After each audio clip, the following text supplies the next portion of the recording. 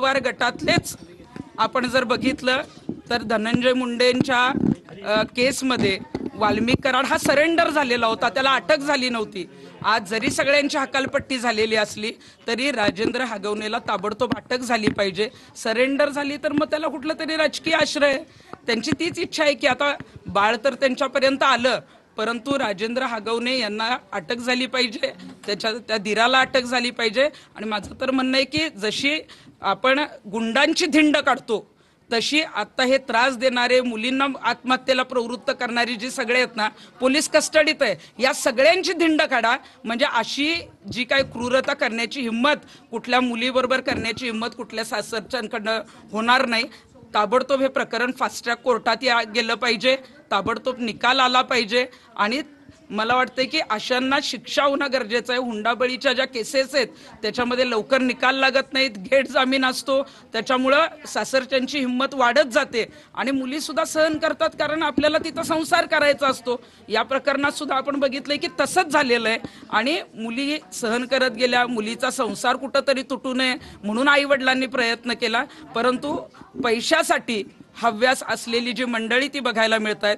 आणि मला पालकांनाही सगळ्यांना महाराष्ट्रातले आव्हान करायचंय, मुलीची सौदेबाजी करू नका.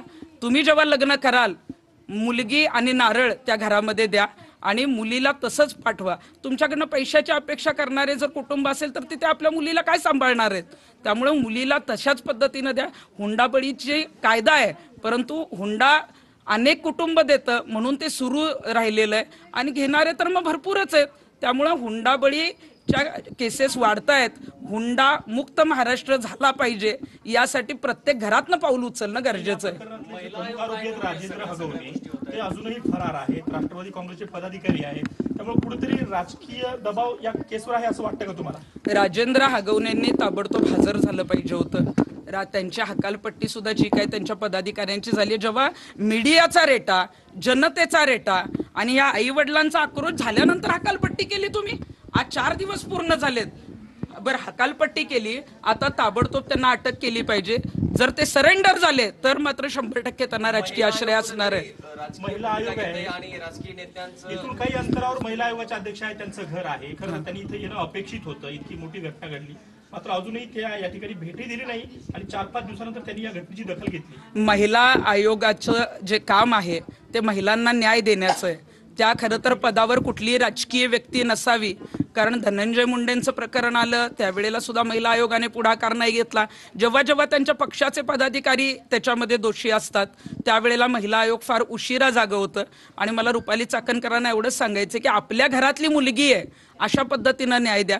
कोण कुणाचा पदाधिकारी आहे, कोण कुठल्या पक्षाचा पदाधिकारी आहे हे सगळं बाजूला ठेवा. आपल्या घरातल्या लेकींवर सुद्धा ही वेळ येऊ शकते, त्यामुळे ताबडतोब त्यांच्यावर कारवाई होणं गरजेचं आहे. परंतु काय सांगाल, अशा घटना सातत्यानं होत आहेत. भूमाता ब्रिगेडच्या तृप्ती देसाई यांनी कसपटे कुटुंबियांची भेट घेतली आहे. खरं तर राजकीय वरदहस्त किंवा राजकीय पार्श्वभूमी असलेली अशी अनेक कुटुंब आहेत की ती प्रकरणं बाहेर येत नाहीत. आता आज वैष्णवी हगवणेंच्या आईवडिलांनी आक्रोश केला, ही क्रूरता समोर आली, तिच्या अंगावर व्रण आपण बघायला मिळाले, त्यामुळे या घटना समोर आल्या. परंतु असे आरोपी फरार होणं किंवा असे आरोपी जे सरेंडर होतात यांना राजकीय राजाश्रय असतं. कारण आपण अनेक केसेसमध्ये बघितलंय, जे कुठल्याही राजकीय पक्षाचे पदाधिकारी असतात ते लवकर अटक होत नाहीत. अनेक स्क्वॉड, म्हणजे पोलिसांनी सांगितलं आम्ही अनेक पथकं पाठवली आहेत, परत गुंडा स्क्वॉड जो काय अँटी गुंडा स्क्वॉड ते मग ते सापडत का नाहीत आरोपी, सरेंडर का होतात?